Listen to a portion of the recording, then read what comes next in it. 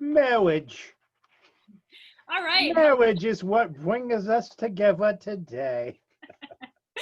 Hello, everyone, and welcome to Effing with the Ineffable. I'm Zoe, And I'm Smokey Pingleton, aka aka Will. Yep. And today we are talking about marriage. We're talking about marriage from the view of the political side, libertarianism, and we're also talking about it from the Catholic point of view. And I was just telling my dad I'm a little apprehensive about this episode just because the libertarian side, is fine. I feel fine talking about that. But the Catholic side is marriage is such a huge topic. And sacred issue. Yeah, in Catholic world. So I just feel a little, we're not going to do it justice, but that's fine. We'll just talk about it. And Have we done anything justice so far? All right. So we're going to keep our status quo. Yeah, and I just prayed to the Holy Spirit before this and said, let me say things that are good and not things that are going to lead people down the wrong path. Enlighten the hearts of us, your faithful, and kindle in us the fire of your love. So let's catch up real quick. How have you been this week? Good. Same old at work. Did get my pistol the other day. Got it. So that was nice. It's kind of hard to rack. It's kind of quite a little implement. So you were practicing shooting it? I don't have any bullets yet. Oh, well. So right now it's just it's an attractive paperweight. A menacing paperweight. Yeah.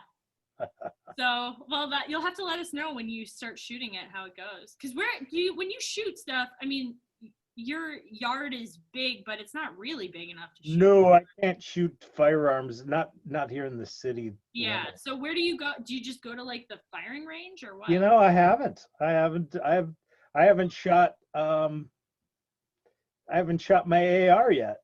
Mm-hmm. That thing is still pristine. We were shooting the BB gun at your house not that long ago. Yeah, the BB gun's okay. We can shoot that in town. Especially when we put up those mattresses and we just shoot into them or boxes or whatever. This is why your neighbors hate you, because not only do you shoot guns on your property, but you also have old mattresses on your property that they don't appreciate. But at least I'm giving them a good reason to hate. Some people hate for no reason at all. That's true. And that's sad. It's sad to be contemptuous of people for no reason at all. That is true. It's good to have resentments. Justified. That's good feedback. It's good give and take. It helps us to grow in our relationship. They say, clean up your damn crap, and I say, mind your own business. So then we get into this thing where we're giving each other feedback. So, did you watch any movies this week? Huh? Did you watch any movies this week? I did. What did I watch? I watched Singing in the Rain. Oh, that's a good one. Yeah, awesome movie. I watched the entirety of one day. I had many hours to myself, and I watched the entirety of the Fleabag recordings. Are you familiar with Fleabag? No.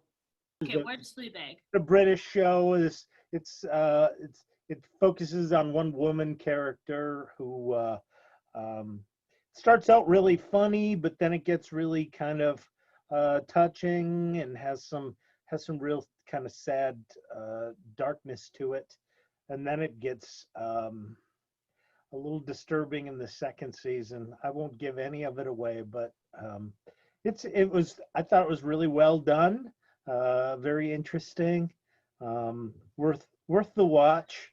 And then yesterday I watched several Jordan Peterson reviews of the Bible. Now we're getting into good stuff. Yeah. 2.5 hours, and he didn't even get to the first sentence word the first of Genesis. Yeah.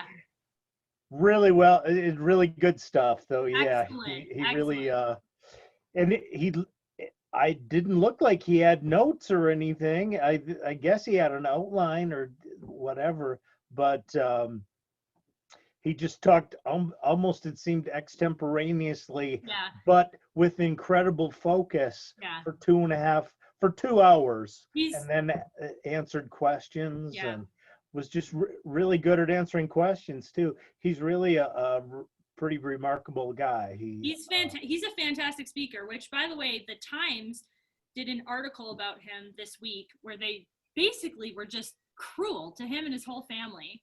The New York Times? I think it was like the Times of London or something. I Oh. don't know. Maybe it was Time Magazine. I don't even know. Whatever. He's got some conservatism to him, but he's not real.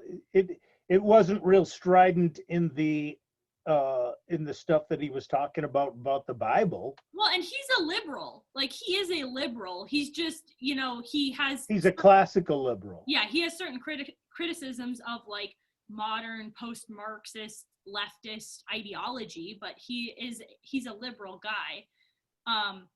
But yeah, I was telling my husband, I was like, how many subscribers do we have to have on this channel before Jordan Peterson will come on here? Because I'll interview him and I'll be fair to him. I have actual questions that I'd love to discuss with him about his material, not just his health issues and stuff. But I think we are. His health issues, like his personal issues? That's like what the whole article was about. Who cares? I mean, like, he almost died. He's not there trying to develop a cult of celebrity. He's there trying to promote some ideas, and he does it wonderfully. Yeah, I agree. So Jordan, if you're watching this, you can come on anytime. We'll hashtag Joe P. We'll talk to you about whatever. Hey, I watched a movie this week, which is rare for me. I almost never watch movies. Yeah. It's a terrible movie, and it's an anti-recommendation. So it's ready. A Razzie? It was so bad. So I'm in this book club called Well Read Moms, which is like an international book club. I love this book club. It's really good. They pick like good kind of classic literature every month that we read. So January was To Kill a Mockingbird, one of my favorite books. Good book. This month, February, was In This House of Breed by Rumer Godden. Have you ever heard of that? I had never heard of it before. It's a book written in sometime in the 60s, but excellent book about a woman who, like a 40-year-old woman who has like kind of a high-profile job. She's a widow. She leaves her job and joins a convent of cloistered nuns in a monastery called Breed Abbey. And it's a pretty long book, but it's really fun and interesting. And it's all this like drama between the nuns and like drama about the abbey and all this stuff. It's really good. There's a lot of human interaction. Yeah, and it deals with grief, especially the grief of like, well, I don't want to spoil it, but there's a lot of really good stuff in it. Anyway, they made this into I believe it was like a made-for-TV movie in the 70s with Diana Rigg. Diana Rigg, do you know Diana Rigg? She was I remember her from the original Avengers, which you probably don't know. She was Mrs. Peel, Emma Peel in the original Avengers with that what's that guy? I think he just recently died too. John Steed or whatever. I forget what his Patrick McGee or. I had never heard of the original Avengers until I was looking up Diana Rigg on Wikipedia, and I saw she was in the Avengers. I was like, what? But she was something. She was. She does a good job in the movie, but the movie is really bad compared to the book, which like the book is an 18-hour audiobook and the movie is an hour and 45 minutes. So it's like obviously. So how do you condense and keep it meaningful? Yeah, but like the book, the movie completely missed the point of the book. They changed a bunch of characters around. They consolidated characters into all the good parts of the book they got rid of or changed. It was just really bad. So don't watch the movie. but absolutely read the book. It was very good. So that is my book recommendation for the week. My other book recommendation is, if you've never read, you gotta get out of the sun. It's a classic. The Baltimore Catechism. I listened to this podcast called... Here's my recommendation. Oh, not wrong one. This is a good one though too. Is that a library book, or did you get it? It's a former library book. It was withdrawn. Because I was going to say, you've had that book for a long time. Yeah. If it's a library. By Oxford University Press. It was a Buncombe County library book. I don't know why they withdrew it. They withdrew it. I had another book here. What did I do with? Oh, here it is. Here's the book that I was going to plug for today. Oh, nice. That is relevant to our topic. Yes. I was actually going to read part of this on marriage too. So, all right. The thing I was going to say about this though is I'm teaching my 4-year-old out of this book, and very first question in this book: who made you? Answer: God made you. Why? Second question: why did God make you? Actually, I think the second question is, who is God? Answer: who is God, Dad? Why don't you tell me? Who is God? Yeah. God is the creator spirit. God is the Father, the creator, the maintainer of all things, the spirit that brought about everything. God is the supreme being who made all things. There it is. Yeah. And it's funny because I was listening to this podcast, Every Knee Shall So with Bow. that definition, I mean, you don't need to go much further. Okay, who made everything? God. Who is God? God's the one who made everything. Made everything, yeah. They do. I mean, they elaborate more on it. But I was going to say, I listened to this podcast called Every Knee Shall Bow, which we've talked about before on here. But one of the guys on there was saying he had to take over teaching a CCD class for people who are about to be confirmed, like a confirmation class. So these are like high school kids. RCIAs. No. These are. Okay. Confirmation class. I used to teach that. Yeah. So, but he said 11th used to be 11th grade. Now Yeah. they do it younger. Yeah. He said he asked the first day, like, who is God? Can you tell me anything about God? He was asking, have you ever heard of Moses? Have you ever heard of like all this stuff? He's like, there was like 2 people out of the whole class who had heard of Moses. But he said not a single person could answer the question, who is God? And I just think if you are homeschooling, if you want to teach your kids anything about religion, this is an excellent place to start. Because guess what? My 4-year-old, if you ask her, who is God? She says, God is the supreme being who made all things. She knows the answer that most adults don't even know. And it's because it's literally And a lot of every week we have the profession of faith, and it states who we believe God to be right there. I believe in God the Father Almighty, creator of heaven and earth. Okay. Yeah, that's all, you know what it says, like, you know, what must we do to gain the happiness of heaven? We must know, love, and serve God.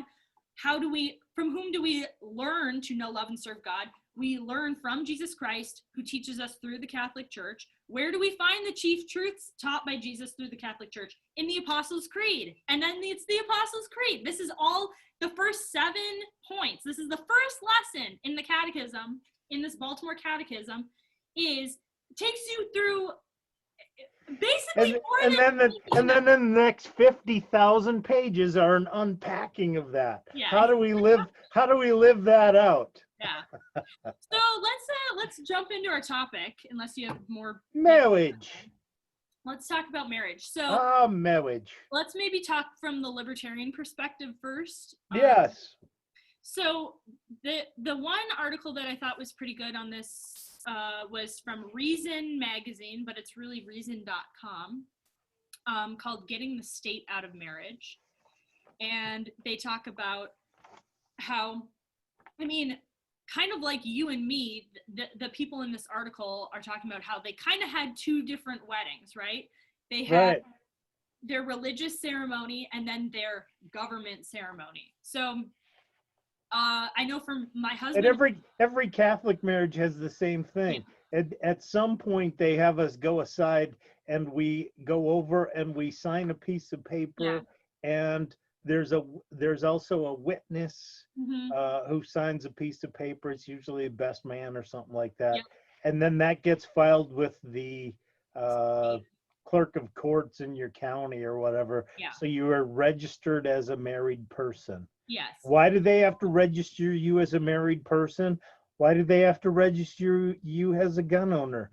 So they can get into your business. They can exploit you. Why they got to get into my business? I mean, I think one of the big argument for that really the only argument for keeping the government involved in marriage is tax reasons, right? Like that's really, I mean, some people would say the argument for it is because But that begs the question, why does the government have to have taxation? I'm not saying that's a good reason. I'm saying that is the government's reason, right? Like the typical reason for the government issuing marriage licenses is because usually if you file taxes, you have to file either as a single person, a married couple, or married couple filing separately, whatever. Okay, so putatively, the government is involved in marriages, not for taxation. They do tend to favor people who are married in taxation situations, because they consider you to have kind of like an extra dependent, a ball and chain that you're dragging around.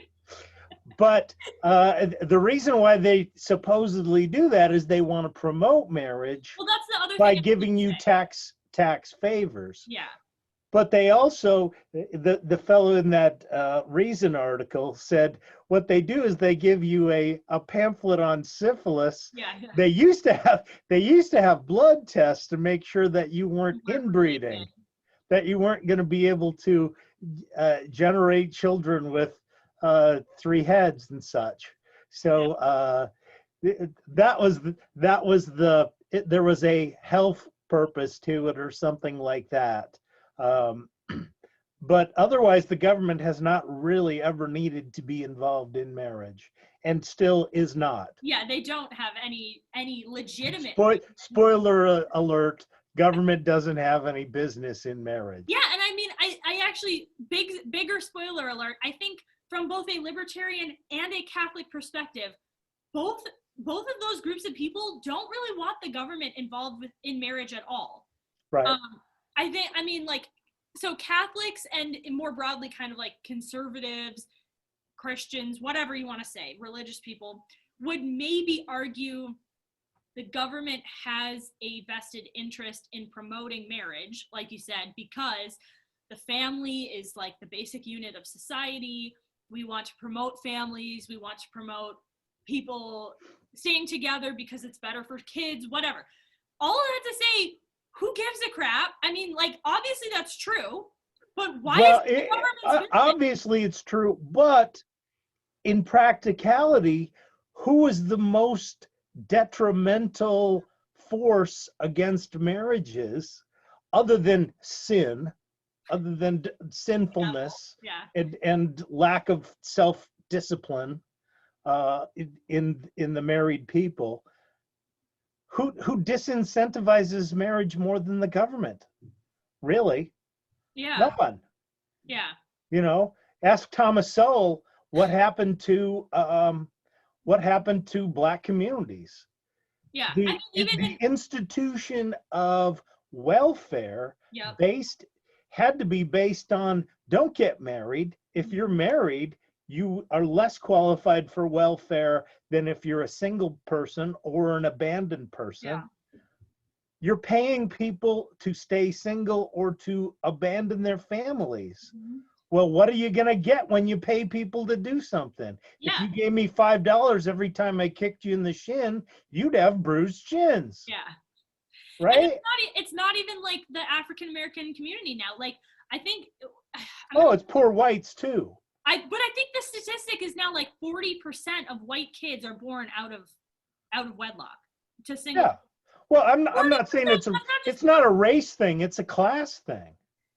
And I mean, how can you possibly hope to raise people who are born into lower classes without giving them the resources of a stable family? If you're saying a stable family is an important building block, and a stable marriage is a foundation of a stable family, then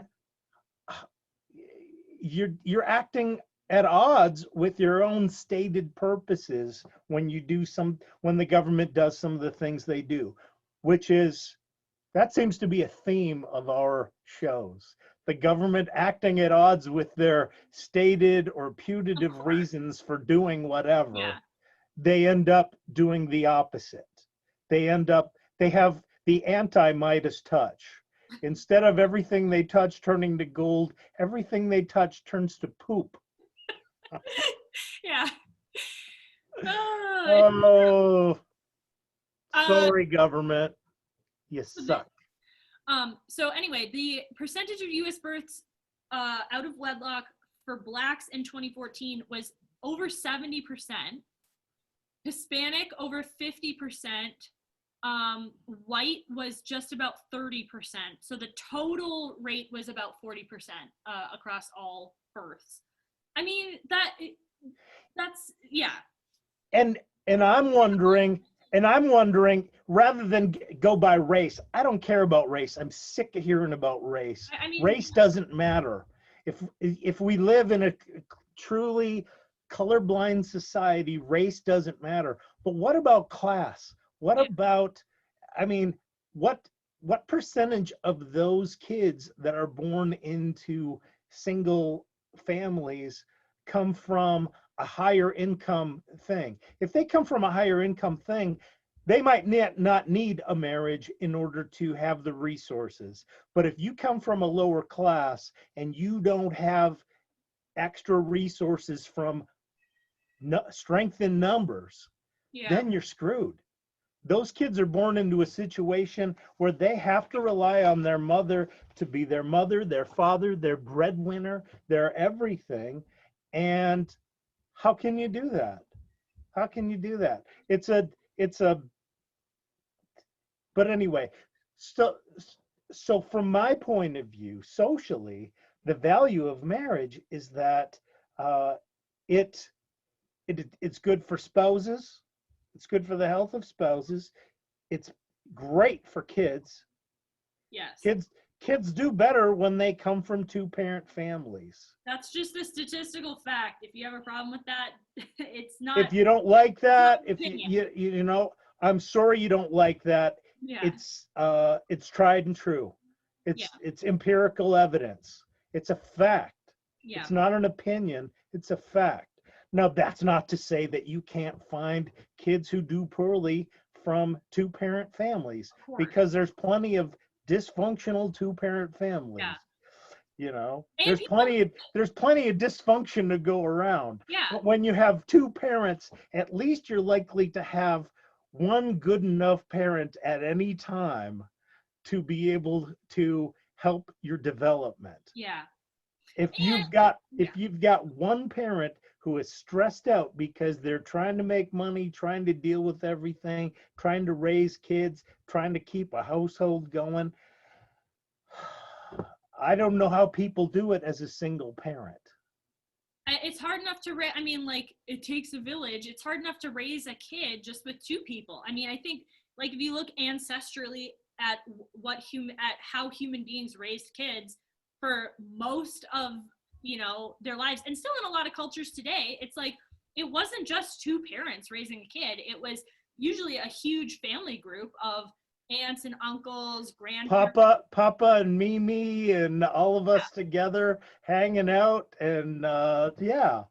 Which I'm And all for. kids And, get kids get a lot more intellectual stimulation, kids get a lot more socialization, kids get a lot more affection. They just get a lot more of everything when there's more people. Many hands make light work. yeah, You know, one person trying to raise a set of children is monumental. I give credit to those people who can do it well, because it is truly an act of uh, you know, great courage and great devotion and tremendous energy. Um, it's great love. You have to have a lot of love in order to be able to take care of yourself and take care of a bunch of kids without having any support. I don't know how people do it. I really don't. My hat's off to them, and I feel sad for people who are in that situation, and I feel sad that the government has established situations where that almost seems to be incentivized.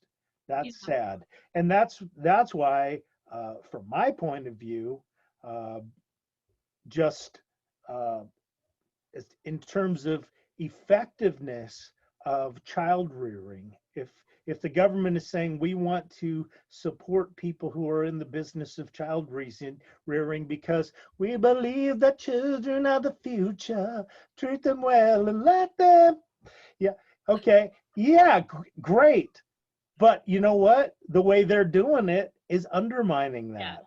Yeah. So that's so from just a practical point of view, it doesn't work. From a libertarian point of view, why should the government be out of marriage? So, well, first of all, I mean, the question should never be why should the government why should the government do or not do something. It's like, what is the actual proper function and role of the government? Right. Protect the rights of its citizens. That has nothing to do with issuing a marriage license at all. Like, it's a non sequitur. It has nothing to do with it. So, I mean, I think that's really the answer, is that, like, unless you can prove that what you're doing is justified, you shouldn't be doing it. Mm-hmm. Speaking about the government. So clearly, I don't think they have any justification. It's not protecting the rights of its citizens. There's nothing. So it's the government again stepping in as the nanny state rather than accepting their limitation as the guard dog. Yeah. They need to be the sheepdog, Mhm. watching the sheep, instead of being the mother hen who's running around trying to take care of everything. Yeah. I think that you have a right, like, if we're talking about, like, things that the government actually is justified in doing, I think you have a right to free practice of religion, and a lot of marriage is tied to religion. Obviously not every marriage, but, like, as Catholics, we believe that marriage is a sacrament. It's not just something that you do. It is a religious institution. It's a part of your religion. It doesn't have to be, though. In terms of in terms of the state, why shouldn't anybody be able to make a contract and say, I hereby declare myself in a partnership with this person civilly? Yeah. It's a civil contract, but the government doesn't have to be involved in it. The only reason the government is involved in it is because they've provided special status for people who they then can declare that way. And so then they get to define who meets that category. Yeah. You know, if they didn't provide special privileges and tax breaks and whatever to people who are married, they wouldn't have any business in defining who is legitimately married. So the only, so I was gonna say the rights of people that the government, that are, you could argue, are related to marriage, are religious rights, because marriage is often tied to religion. Right of free association, right? You can associate, make a contract, do whatever kind of partnership that you want with anybody. It's basically like creating a business, right? To some extent, it's saying, like, here are the terms of our partnership, and we're going to work toward these ends, whatever. People ought to look at it like that more. Yeah. Many people ought to go into it more as that it's a business than it's a friendship, because it ends up you don't always like your friends, but you need to continue to cooperate with your business partners. Yeah, I mean, there are times that I get really mad at my husband and want No. and I want to leave the house. It's like, I'm not going to leave forever, but it's like, I don't want to be around you anymore because you're driving me crazy. And it's like that. Now, who's responsible for your feelings? Well, me, of course. I'm not All saying right. it's his fault. I'm just But saying he's not that driving you crazy. You're reacting strongly. You're feeling the heat, and you need to get out. I'm feeling crazy. All right. I'm feeling crazy, and I want to go clear my head. Yeah. As the best advice I've ever gotten from my dad, this is real, is so in our small town, we had to do marriage prep for our Catholic, for our wedding. And who's in charge of marriage prep in our town? It was my mom and dad. So that's great. But honestly, the best advice I ever got was in that marriage prep class. He said, oatmeal time. Explain what oatmeal time is. Oatmeal time is when you take your oatmeal out of the oven, out of the microwave oven, and it is like lava. If you attempted to eat it, it would scorch your mouth, and it would be the opposite of nourishing. It would be detrimental. And there are times in our marriages when things get so hot that we just can't deal with them safely at the time, and we need to let things cool off. It's not that we're not going to come back and eat the oatmeal later. Yes, that's our oatmeal. Yes, we're going to eat it.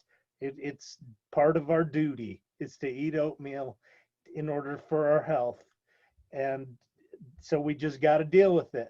We're going to deal with it, but we got to let it cool off for a while. We got to get ourselves into a situation where what we are going to say and how we are going to listen leads to resolution and leads to safe, healthy, loving communication and connection rather than scorching, bitter, nasty interactions. Which is great advice for two reasons. First of all, it's because I think that, like, when I first got married, and I think a lot of people do this, they feel like if we don't solve the problem right now, it's never going to be solved.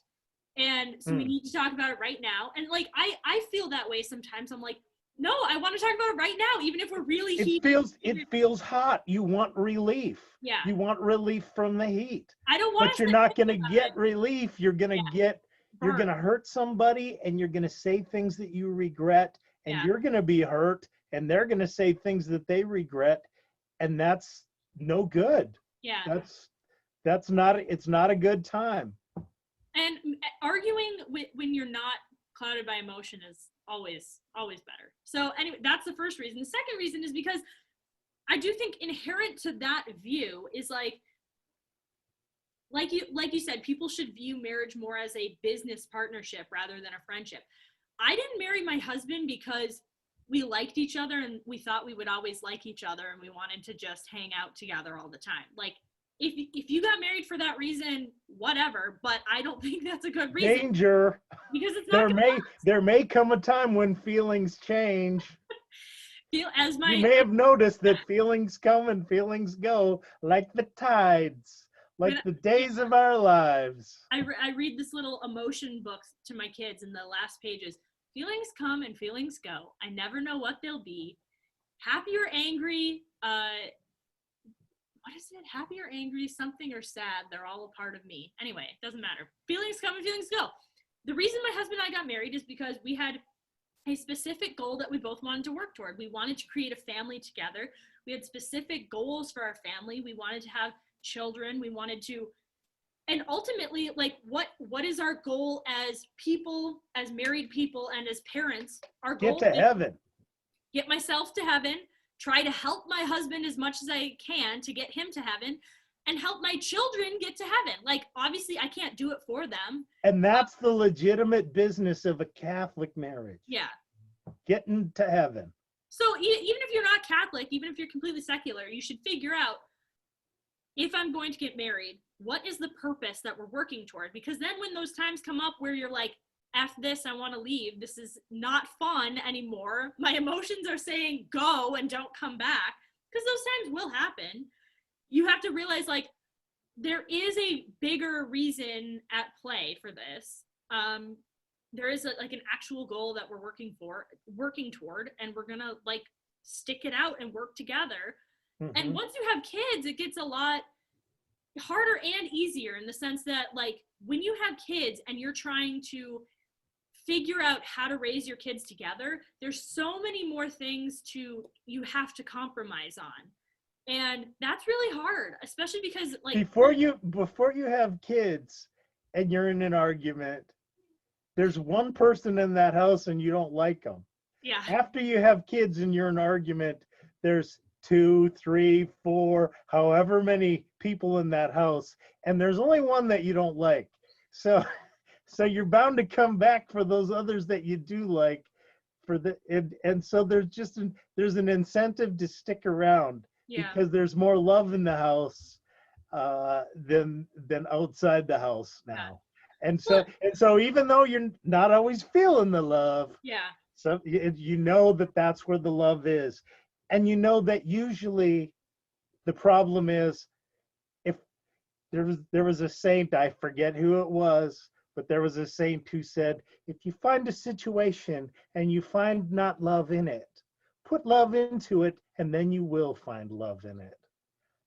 That is awesome advice. Yeah, yeah. It's my responsibility to put love into it, to fix this situation, and to let this oatmeal be nourishing rather than toxic. Well, and the other reason I was going to say it gets easier when you have kids is twofold. First of all, when you have kids with somebody, you really start to appreciate them, not only for their role as your husband, but you start to see them as a father to your kids, and hopefully they're doing a good job, and your love just develops because you have more appreciation for them in that role. But also, like you said, there's more love in the household when you're fighting with somebody, but there's also more responsibility. It's like, what was JP2's book? Love and responsibility. I can't, if I get really mad, I can't just leave for 3 days, because guess what? I have kids who I need to feed, who I need to change their diaper, who I need to take care of them. Like, I can't just get mad and leave. I have to take care of them. Especially when you're breastfeeding. It's not like you can mail it in. Yeah. And, and I just, yeah, you made me lose my train of thought, but that's okay. Well, and as a Catholic, we believe that all love stems from God, that God, the Bible teaches us, Old Testament says God is, New Testament says love. God is love, mm-hmm. And so we believe that God, if you have God in your life, and as a Catholic, your main marriage covenant is with God. Yeah. Your main contract is to say, God, help me to love this person, help me to be a good spouse, help me to be a good parent, help me to love the way you want me to love. Yeah. And we believe that we are called in marriage to love as God loved us, as Christ loved us on the cross, freely, faithfully, fruitfully, and fully, right? Mm-hmm. He freely gave of himself. This was not coercive. There needs to be consent. Yeah. He fully gave himself to death. Mm-hmm. He accepted even death on the cross out of obedience to the Father and out of love for us. And we have to do the same thing. He fruitfully gave himself. He came to give us life, that we might have his life within us, and that we might hope not just for this life, but for eternal life, for life everlasting, that we will have a good life, that we will be able to have the graces to get to heaven, to be saints, and that we will have that life in us. It's life-giving love, mm-hmm. Which brings up other parts of, the old Catholic situation. that we don't need to go into too much. But Yeah. basically, marriage is life-giving love. It's freely, fully, and faithfully given. It's given faithfully in terms of one person. Mhm. There's the only legitimate marriage in a Catholic point of view is between a man and a woman, one man, one woman, Mhm. loving each other, being faithful to each other, containing their the sacramental action of this is my body given for you in the sexual act, containing that in that relationship. Yeah. Um, so there's a lot of people who don't consider that, don't intend that. I think there's a lot of people who get married for all the wrong reasons, and their relationship is really not steady, and that shows in the statistics, even among Catholic, supposedly well-prepared Catholic couples. There's a huge divorce rate. Yeah. Why is that? Because they weren't serious. They weren't really committed. They didn't know what they were committing to, or they didn't have the capability to be able to sustain that Yeah. because they were too emotionally damaged or whatever from their own child experiences or their exposure to pornography that perverted their sexual interests, Yeah. or they were never learned how to say no to their own sexual desires or other desires or other impulses in the interest of serving others, um, and and so they're just incapable of being able to sustain that kind of relationship, and those relationships fail. Yeah. That's not the fault of marriage. Yeah. Yeah. That's the fault of the people not understanding what it's going to take. If Yeah. I said I want to take a trip to the moon Yeah. but I said, you know what, I'm just going to use a cardboard box and Paint some flames. 500 pounds of solid jet fuel. You know, wow, okay, there might be trouble. This might leave a scar. It might be fun to watch, but it might be hell to be in. And that's where a lot of people go in their marriage. They're just not willing to do what it takes to make it work. Yeah. So I was going to read this little explanation. So All right.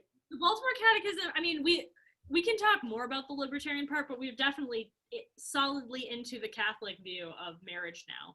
Well, I think the Catholics have a lot more to say and have a lot more legitimate things to say about marriage than any political thing. And that's basically what the libertarians say. Is libertarians say your marriage is your business. Yeah. That's a contract between two people. If you believe it's between you and God, then that's your belief. You can practice that. If you don't believe it's between you and God and you just believe it's between two people in a civil contract, have at it. Well, But the government doesn't have any business in either promoting or refereeing. Mm-hmm. The government shouldn't protect you from entering that contract, and the government shouldn't promote you into entering that contract. Yeah. That's a contract that's your own business. And from the libertarian point of view, that makes sense. Yeah. Well, and I was gonna say there's two more points that I want to hit on the libertarian stuff now that I'm thinking about it. So first of all, you said like libertarians believe that any two people should be able to make a contract, which is true. But they would also say that if you have four people who want to make a marriage contract, you should be allowed to do so as long as they're all consenting adults. If you have 15 people who all want to get married to each other, they should be allowed to do so as long as they're consenting adults. If you have a brother and a sister who want to get married, as long as they're two consenting adults, they should be allowed to do so. Any consenting adult. Anything goes. Any consenting adult should be able to make a contract with each other Can I marry my cat? Well, the problem is a cat can't consent, right? That is a problem. So, I mean, but brings up a whole other issue, which we talk about a lot, actually. Like, we've never really explained it, but the issue of, like, age of consent, who can consent, why does the government decide that some people can, like, why does the government decide at 18 you can consent to whatever? You know what I mean? Like, we've never really gotten into that, but for the sake of argument, let's just say there is some sort of legitimate definition of who can consent and who can't. And right now they say that a cat can't consent, a child under 18. Now, I think marriage laws actually depend on the state. I think, like, in some states you can get married at 17 or 16 or whatever. But for the sake of argument, let's say any two adults over the age of 18, human adults, can consent to whatever they want, or 3 or 4 or 10 or whatever. They can make any contract that they want. Right.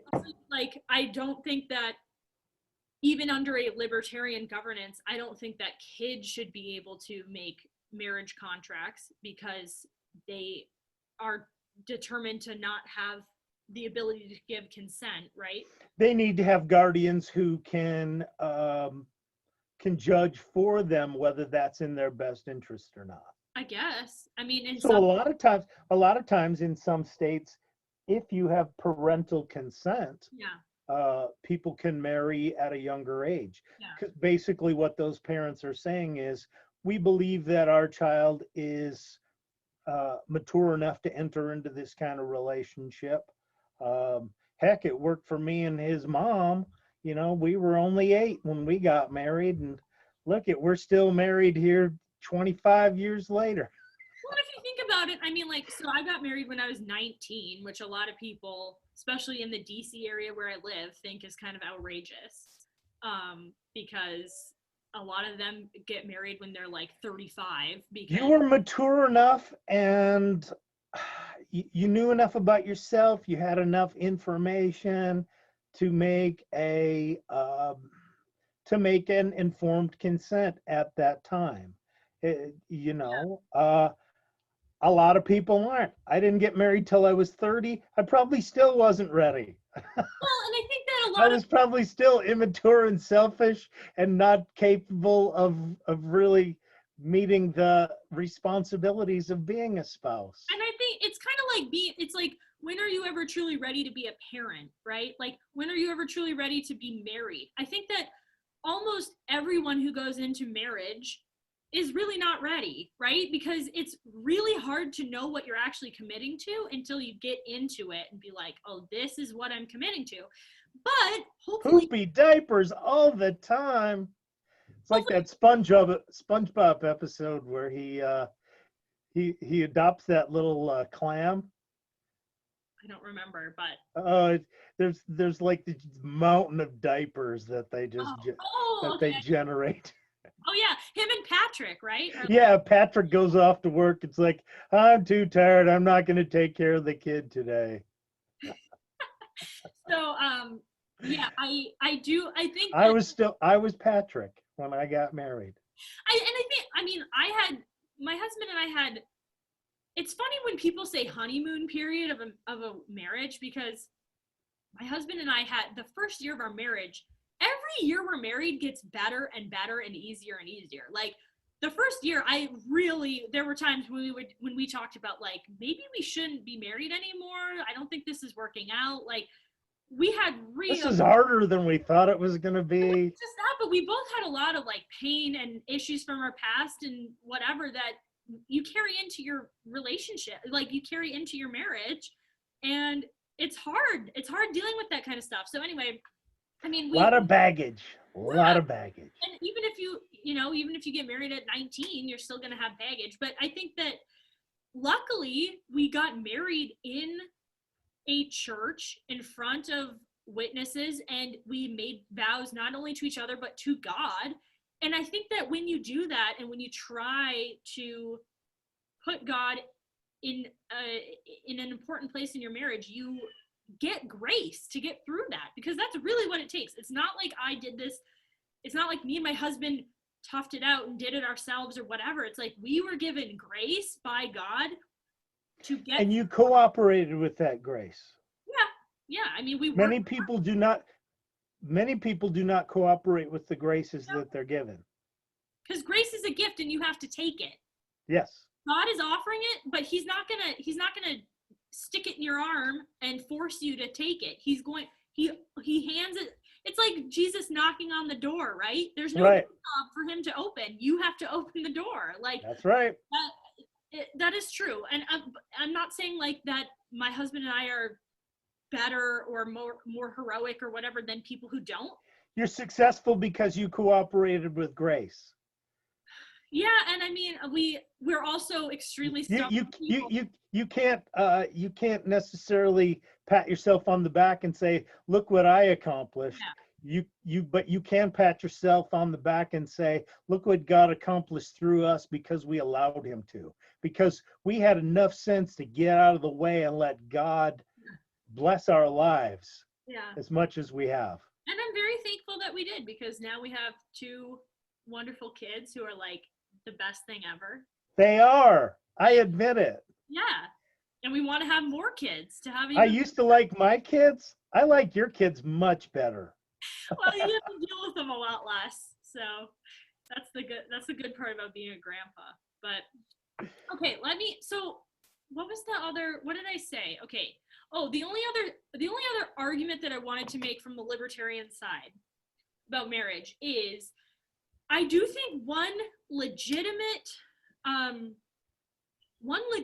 reason for having marriage as like an institutionalized kind of thing through the government is the issue of like paternity, maternity rights, when you bring a child into the world, dealing with like custody issues if people break up, that kind of stuff. I think that is an extremely complicated process. And I think that there are sometimes good arguments for being like, if you have to have like a marriage license, whatever, then you're saying like there's certain rights that are automatically given for parental rights and whatever. Now, obviously, 40% of children are born out of wedlock, and we somehow figure out all of those. How did they have children when they weren't married?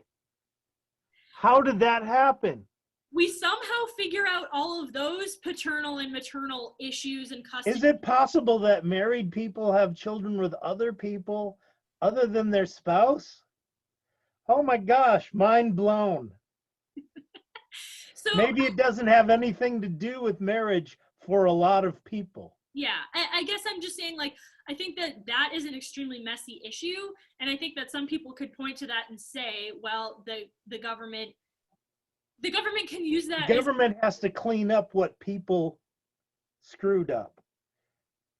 The church teaches you that sex outside of marriage is a dangerous thing. That's like having gasoline outside of a gas can. Well, it's a dangerous thing. Yeah. You know, and we talked about gas cans back in session 1. Yeah. There are safe gas cans and there are unsafe gas cans. And you decide for yourself what choices you're going to make about your gas can. Your gas can is your marriage. The gas is your sexual, your fertility, all the business, all the oatmeal, everything that goes on inside of the marriage. That stuff is meant to be contained in a marriage. If you don't have it contained in a marriage, you know, you are acting at your own peril. You are putting yourself into a dangerous situation where you're playing with fire and you might get burned. Now, why does the government have to pick up and say, oh, we're going to decide who's got paternity, who's got maternity, what responsibility? Does a sperm donor have responsibility for taking care of a child? Does an egg donor have responsibility for taking care of a child? If that's the extent of your relationship with each other, that's a situation that you have entered into without having adequate contractual security. You have not looked for a way to protect yourself in that situation. Yeah. You've entered into a sexual relationship where you're bound to, we know where children come from now. We know what act tends to generate that. If you're engaging in that act and ta-da, surprise, a child results from it, are you responsible for that? Are you not responsible for that? Does it matter what your intention was? Uh, you know, how is that for the government to decide? Why does the government have to decide all that stuff? And here's That's for people to decide, and people to protect themselves beforehand. yeah. You know, there's all kinds these days with the dating situation and sexual harassment and sexual abuse and all that stuff.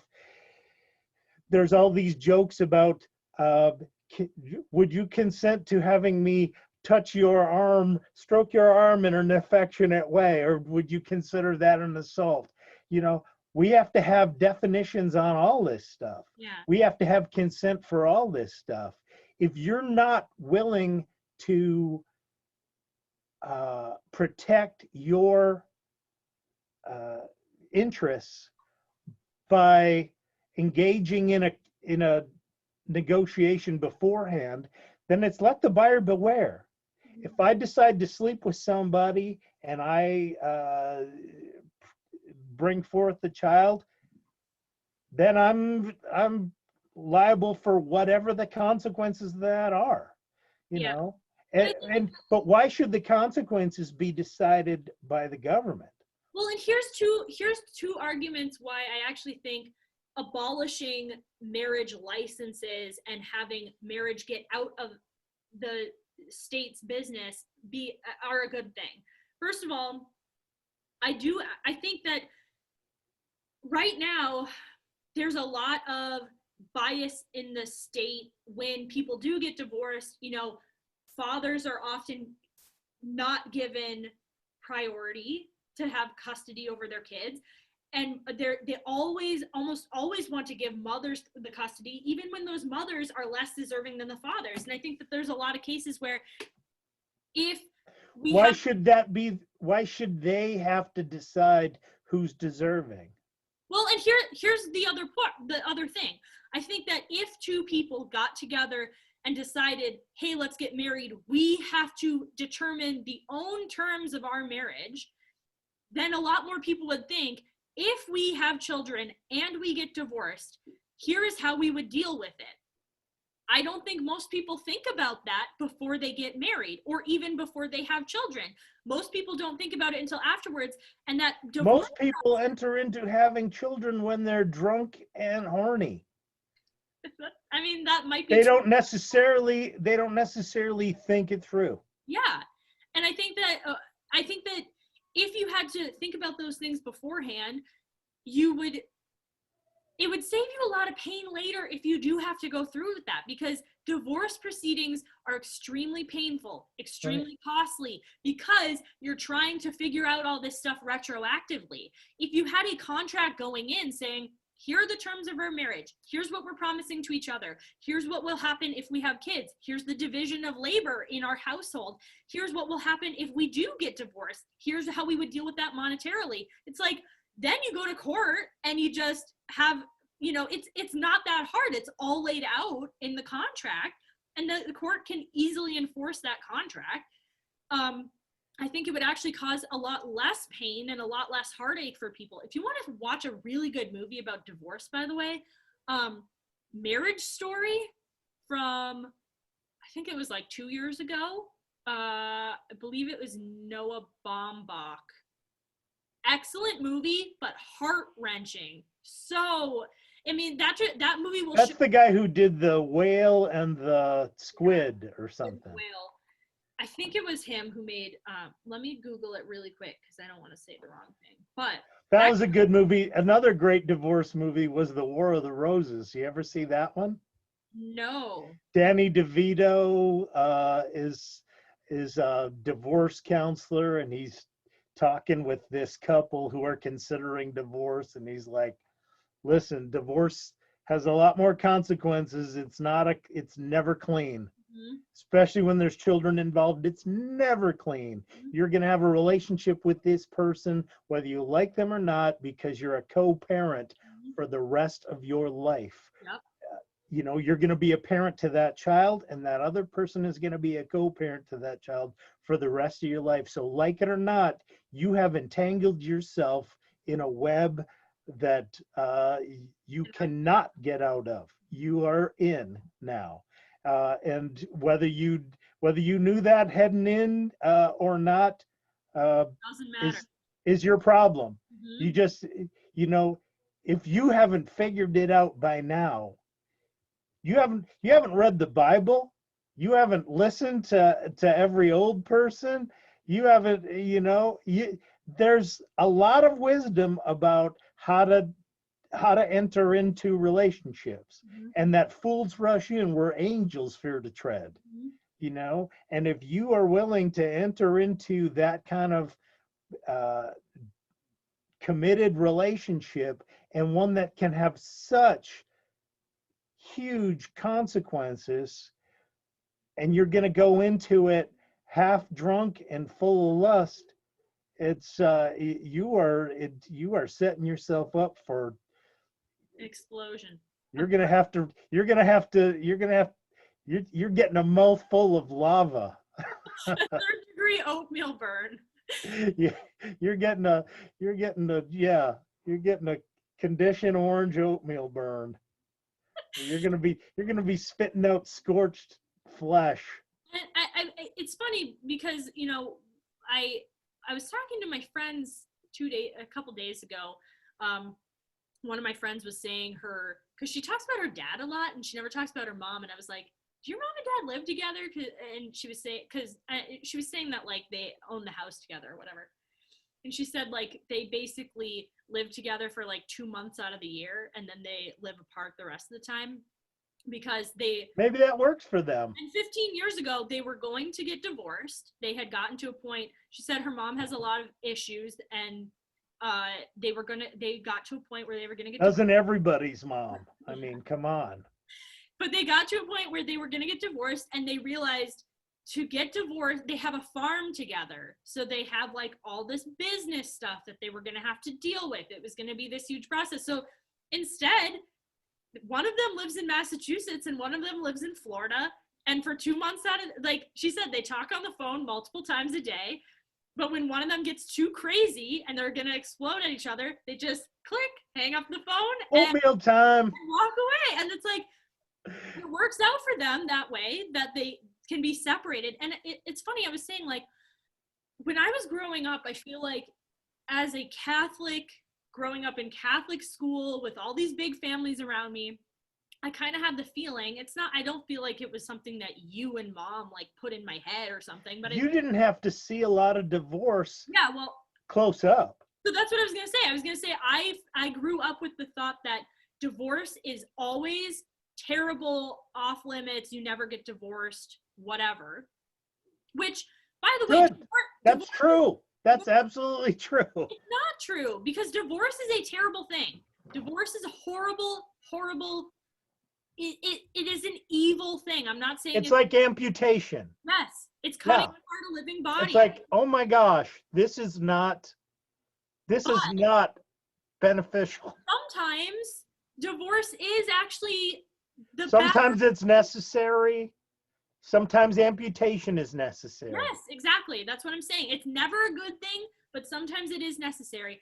And I think that but it's not nearly as disposable as people have made it. Of course. And it's not like, and I think if people went into marriage for the right reason, and like, once again, did I go into marriage for all the right reasons?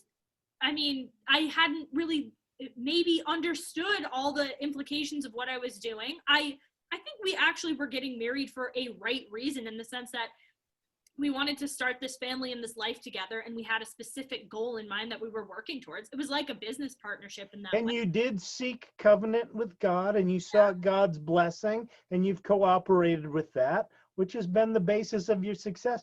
That's been the basis of your mom and mine's success too. Is Yeah. that, as much as we're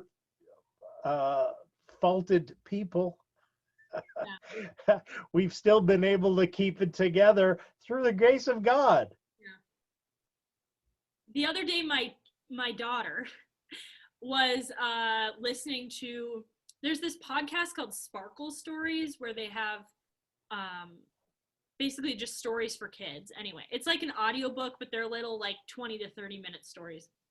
I think one of them was about a couple getting married, and they were talking about divorce in it. Like, what if they get divorced? And so she said, like, Mom, what if you and Dad get divorced? And I was like, honey, I don't think you need to worry about that. Like, Mommy and Daddy don't want to get divorced, and we love each other, and we want to stay together.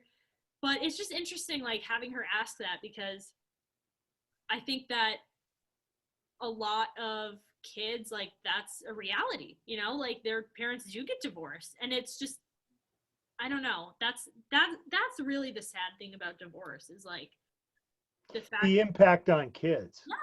yeah. But what two and adults, kids do worry about that. yeah. A huge correlate of a kid's sense of security is the stability of their parents' relationship. If you don't have a good, stable foundation, the house will be rocking when the winds of change shift. Yeah. So you need to have a good, strong foundation, and whatever that foundation is, hopefully God is part of that. As a Catholic, as a Catholic, we want to build on the rock. Mm-hmm. We don't want to build on the shifting sands of cultural vicissitudes where who knows what gender means, or who knows what marriage means, or who knows what love means, or who knows what death is, or life. All those things right now are somehow being negotiated, even though it seemed to be settled business for the past 10,000 years. All of a sudden, all that stuff is unsettled and trying to be decided, and there's the huge discussions. And spoiler alert, we already know. Yeah. It's written right there in the catechism. It's written right here in the Good News About Sex and Marriage by Christopher West, which is based on theology of the body from Saint John Paul II, based on his love and responsibility philosophy, his personalistic philosophy. So all that stuff is pretty settled if you're Catholic, and Yeah. if you believe and hold to the Catholic point of view, and if you have the humility to say, you know what, I can't figure out all this. Billions of humans have been alive for tens of thousands of years, and they've been able to. That was part of what Jordan Peterson was talking about yesterday. Billions of humans have been alive for tens of thousands of years, and they've somehow distilled all their wisdom into this book, into the traditions that we follow, into the church. In all humility, I have to say the church usually gets it right. There's been a lot of ways that human beings have enacted that poorly, just like a lot of times it seems like our government seems to just completely disregard the Constitution. Yeah, of course. They don't act out the Constitution. That's not the Constitution's fault. We don't need a new Constitution. We need a new government. Yep. We need a new set of people who are truly committed to the Constitution, or at least have an understanding of the proper scope of government, the proper role and scope of government. I think that so I have one last point I want to make, which is like I'm going to read this little explanation of marriage, just in case you're watching this and you don't really know what the Catholic view of marriage is, this is a book written for children, okay? I mean, like, really, the Baltimore Catechism is written for children. Yeah, young people, yeah. This isn't going to be a comprehensive explanation. That's a lot of that's preparation for the first Eucharist. Yes. And yeah. So here it says, explanation, the purpose of matrimony. Matrimony is an action of Christ, the Good Shepherd. It's an action by which he unites two of his sheep, a man and a woman, in marriage, so that they can bring forth new members for his flock. Now, I do think that is a little simplistic in the sense that we as Catholics don't believe that children are the only purpose of marriage, which I think that sentence kind of implies. It's good for the benefit of the spouses and for procreation. Yeah. For the raising of children. Yeah. For the bringing forth and raising of children. Yes. We're really pro-life. We're not just interested in generating life. We're interested in nurturing life. Not just pro-birth, as they sometimes criticize us for. Right. So it also says, married people must live together until death. They must bring into the world the children God sends them, and they must educate their children, especially to know and love God. This is very hard to do. So our Lord gives them special helps, just as he helped the married couple at Cana. And so the question is, what is the sacrament of matrimony?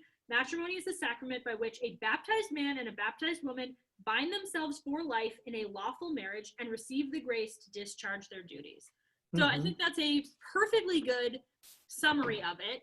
Yes. The only other point I wanted to make from the Catholic point of view is, what's the Catholic argument to get the state out of marriage? I think that there's a good one. Up until... that it's none of their damn business. Well, of course, it's none of their damn business. First of all, that's the most important one. Second of all, the church has specific rules about marriage that do not line up with the state's rules about marriage. You know, because of, I think, was it Obergefell that made gay marriage legal in all states in the part of the Constitution? Doesn't matter, whatever. I don't recognize that. In the United States, we have a... That's illegitimate precedent from my point of view. We do have gay couples have a right to get married in the eyes of the law. They have a right to associate, yeah.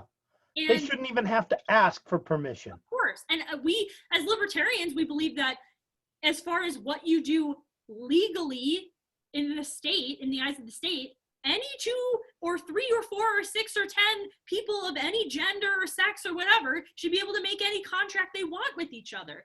And to be able to have whatever kind of sexual relationship they want to have. Exactly. It's not the government's business what you do in your bedroom. Right. As far as the church goes, they do have rules about who can get married. I mean, it says one man and one woman, but not only that, there's rules about baptized versus non-baptized. There's rules about, practicing Catholic versus non-practicing Catholic. I mean, there are a lot, and there's rules about, it's not that you have to have children in a Catholic marriage, but you have to be open to children. Yeah. And that, I mean, if you don't want to do that, you are free to get married in any other church or, contractual situation that you want to do. But you're rejecting the Catholic definition of marriage. Yeah. And if you enter into a non-Catholic marriage, you probably shouldn't be presenting yourself for a communion with the Catholic Church. Because you are excommunicating yourself. Right. You're cutting off communication by rejecting the rules. The rules for membership in any club. Any club should be able to make the rules for their membership. Like we said about wearing masks. If a business wants you to wear a funny hat to go into it, you have to wear a funny hat if you want to right. go. If you Some people say, we have you need to wear a suit coat and a tie in order to be able to be to dine in our restaurant. That's as dumb as a funny hat. It says arbitrary as a funny hat, but that funny hats are more fun. But that's their rule, and they're allowed to have those rules. The Catholic Church Does the Pope wear a funny hat? the Catholic Church has rules, and they're Is allowed. round funny? Basically, the point is the Catholic Church has a vested interest in saying the government should get out of the business of marriage, because the government right now allows Catholics to say you can or cannot get married based on our own rules. But there may come a day where they say gay people have a constitutional right to marriage. That means they now have a constitutional right to get married in your church, which No. I'm not saying that that's true. I'm not saying that that's good. I'm saying that that is a possibility. And if that happens, there's going to be a lot of issues, because that's not how the Catholic Church works. They have their own rules. There's Right. a That's an infringement on the freedom of religion. It was the same problem that came about from Obamacare, insisting that certain people pay for contraception. Sure. That's against the teachings of our church. We don't believe that people should not be open to new life. Yeah. And contraception is intentionally sterilizing an act that God has created to bless us with new life. Yeah. And if you intentionally sterilize that, it's against our religion. It's against our belief of, we're using something in a way that it wasn't meant to be used, and that's always unhealthy, and it's always disrespectful to the Creator. So, that was the problem with Obamacare, is that they said, oh, you have to pay for contraception. No, I don't. But Dad, that's the exact problem that I'm pointing out. Like, that came about because people started to think, I have a right to health care, which means that I have a right to whatever kind of thing that I want to construe as health care, right? And I view contraception as health care. So now you are mandated to pay for it. The government also made rules saying businesses are not allowed to discriminate against who they serve, right? Like, you are, in some places, you are forced, a Christian is forced to make a cake for a gay wedding. That is the government infringing on the business owner's right to have whatever rules they want about their business. I want a satanic. To say the government might come in and say, because you have a right to get married, you now are no longer able to discriminate based on whether you're gay or straight, or whether you're. And then it's going to come to a fight. We're going to have to say, you know what, you're overstepping your bounds. And at some point, they keep overstepping their bounds, just like King George decided he was going to tax tea. At some point, we say, you know what, we're going to storm the Capitol, and this time we're not going to just be wearing those funny hats. We're going to seriously say, this is not a government of the people, by the people, and for the people anymore. This is a government of a bunch of fruity, authoritarians who have overstepped their bounds. Yeah. You're not honoring liberty. This nation was conceived in liberty, and now you're being contraceptive to liberty. You're saying, no, we're not going to have liberty anymore. Yeah. We don't want the fruits of liberty. We don't want any aspects of liberty. We are going to take away all your liberties, and we're going to tell you how it's going to be, and you're going to live life, and your life is going to be better and happier if you let us run it. Yeah. That's always true when the government steps up and decides that they're going to take on something, like the Postal Service, like the VA, like almost everything the government gets involved in. Like roads. They do such a great job of it, and they're so effective and efficient and good-hearted and philanthropic. Philanthropy. That's what the government is about. So anyway, I'm worked up. I feel like we gave you oatmeal time. I feel like we gave you some good arguments from both the Catholic view and the libertarian view of why the government should get out of the business of marriage. Do you have any other points you want to make? I think we have I talked. think we said it. I think we said our piece. Yeah. Now that we're And I think we did a pretty good job of presenting marriage from the Catholic point of view about what it's intended to be and how serious it really is. Um, and that's why there's been a few different times I have not gone to relatives' weddings mm, because as a Catholic, I think it's a sacrilege for a supposed Catholic or for a baptized Catholic to get married in a way that is excommunicating themselves. If they excommunicate themselves from the church, then I want to distance myself from that too, yeah. because it's participating in a sacrilege, and I don't mean that with any malice or rancor, but it's certainly a judgment on my part that they are being disrespectful of the intentions and values of marriage when they get involved like that. And that's I've had a few relationships that probably got really Mess. distanced and injured by that, but the injury was me cutting myself off from it, saying I need to amputate from this because this is not a healthy process, and I'm not going to be involved. I'm not going to watch you hurt yourself. Yeah. Yeah, I mean, to love somebody is to will the good of the other, right? To Right. love somebody is not to just permit them to do anything that they think is a good thing to do, because often we have very clouded views of what are good things to do, which is a beautiful thing about marriage, is because you get to figure out in dialogue, bring forth truth out of dialogue, and figure out how to make yourself better through somebody who actually wills the good of you and hopefully isn't just what's the opposite Using you. what's the opposite of naysaying, just saying yes to whatever you want. Like, Yeah, you just think, being a yes person. yeah, being a yes man. Like, I don't want my husband to just affirm everything that I ever think. I want him to genuinely try to, in his view and in the eyes of God, try to make me the best person that I can be. You need a challenge in order to grow. Yes. Yeah, have you ever heard of those that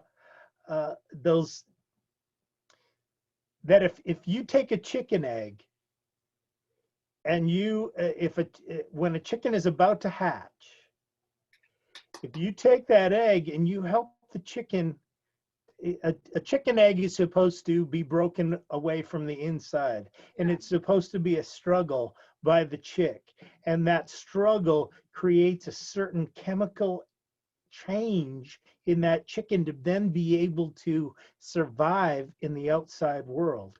If you open up that chicken egg without allowing the chicken to do it for itself, it will die. It will not have gone through the process that allows it to then be capable of living in the world. Yeah. And so so marriage is like an egg where two people are thrown into a shell, and we have to struggle with each other, and we have to grow from each other, and we have to create friction with each other, and we have to communicate and cooperate and negotiate and wrestle, and eventually get to a point where we are able to love well enough to be able to live in heaven.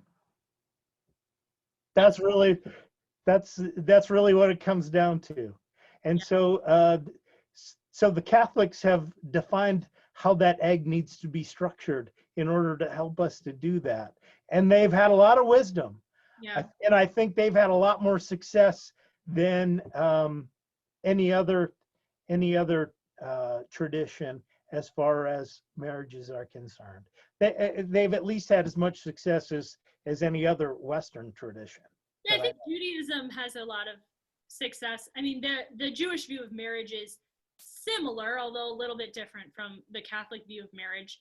But I mean, they're both based on the Old Testament, a lot of that is the fundamental creation of human beings in Genesis. Like that's what a lot of it is based on. So I think that they have a lot of similar viewpoints. But regardless, keep the state out of the business of marriage. And Yeah.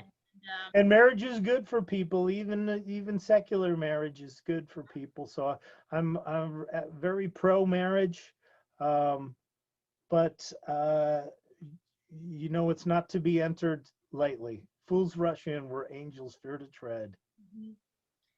Yeah, taking on responsibility is always a good thing. It's Yeah. always a good thing. So Yeah, it helps you to grow as a person. uh, All right, are we done? I think we're done. Yeah, let's wrap this up. Thank you for joining us. And hopefully we said some good May things. God bless and keep you always. May your hearts always be true. May you always do for others and let others do for you. We'll let you go, and thanks for joining us. All right. Bye.